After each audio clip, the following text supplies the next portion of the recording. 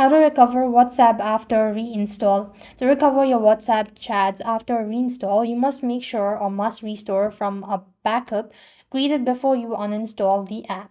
So basically what you need is just go to your app store and install WhatsApp. All right.